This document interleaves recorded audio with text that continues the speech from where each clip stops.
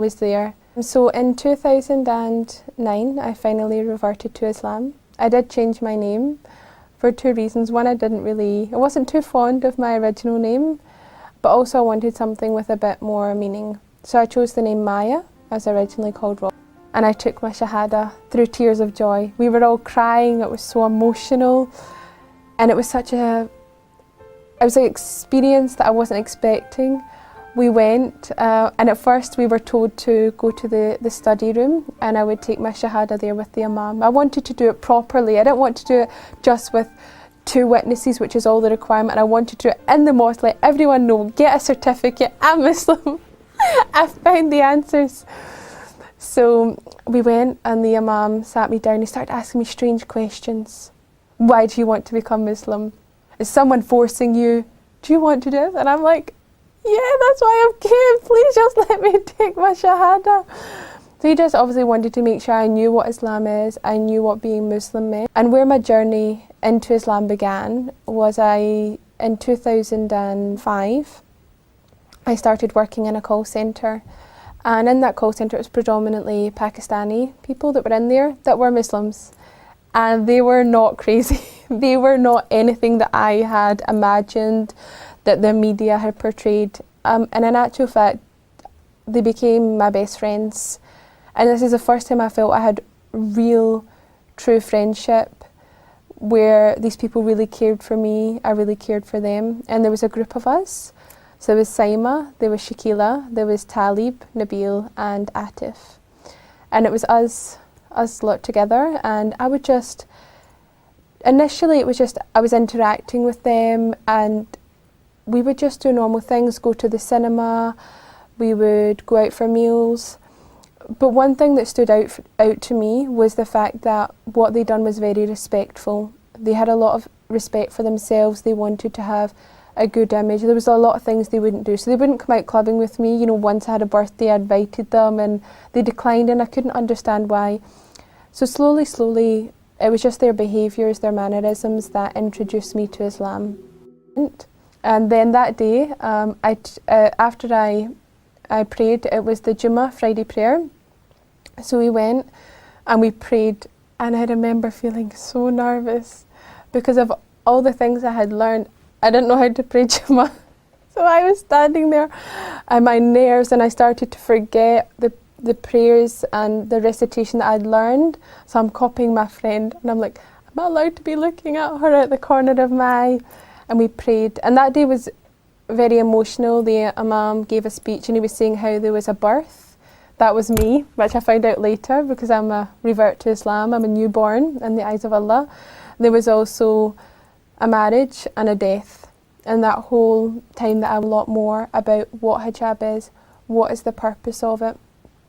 One of my friends gave me just a silly little analogy.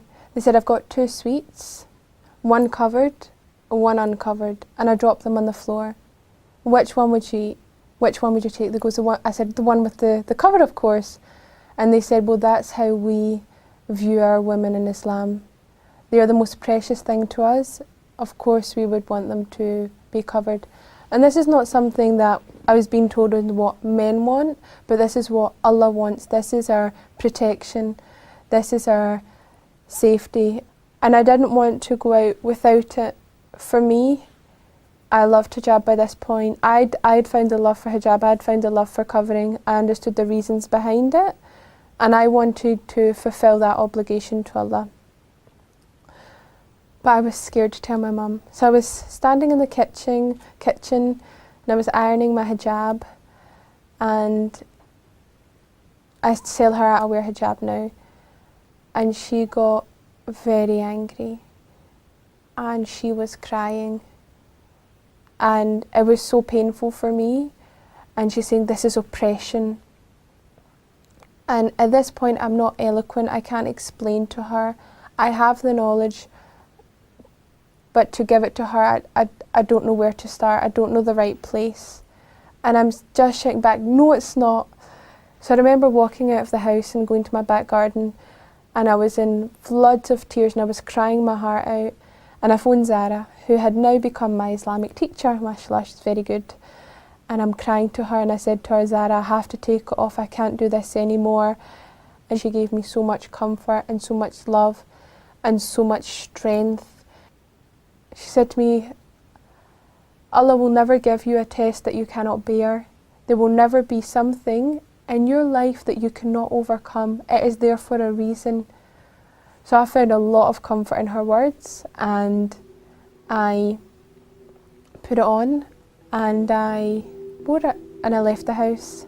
And my end point with my wider family came when it was my graduation, and my mother and my aunt and my uncle came, and I was hiding from them. I was in my graduation gown. I was wearing this big black graduation cloak and a black hijab, and I was just all black. And I was nervous. I was so nervous. And it was about to begin, so I said, okay, we need to take our seats now, but I'll see you afterwards. I just wanted to get it over and done with. I thought, look, when they see me walk across the stage, they'll see the hijab, maybe they'll talk about it, and then I won't need to be there when she sees it for the first time. I won't see that initial moment. And alhamdulillah, that's what happened. It was too late for them to come and greet me before, so I went upstage, I accepted my award, and I came down.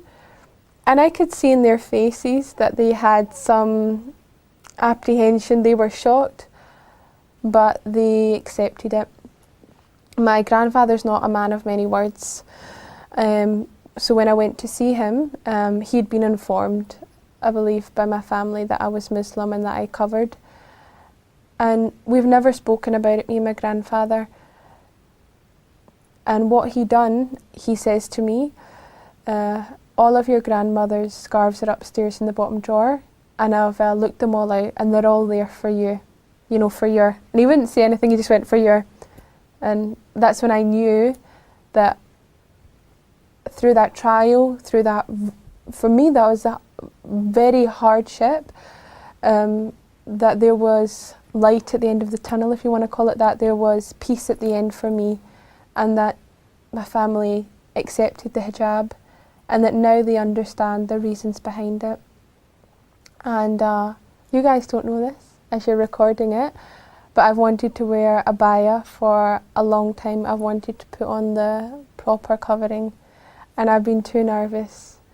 And I actually had discussion about the abaya with Ahmed, who's another revert, and he said to me, you will find the strength. Your husband, he will give you that guidance and you'll be there. So when I was asked to come on this show, I thought, I don't want to go on wearing, like, I know I'm covered, you know, my arms down to my feet, my head, but I said, I don't want to go on and wear my dress. I don't think that's right. I want to be a good example to my sisters out there, to Muslims, to people that are thinking about reverting. So today I put on the abaya for the first time. Chasing after the latest dress or the latest car or job. I have everything I need to keep me content right now at this age. I grew up in an environment where what I was told was that you're meant to go out, you're meant to travel the world, you're meant to experience many different things, date different people, to try and attain something, and when you've attained it, get more. Earn money, and when you've got money, earn more money. When you drink, learn to drink and then drink a bit more. Gluttonous, it was just, you know, and to me it had no real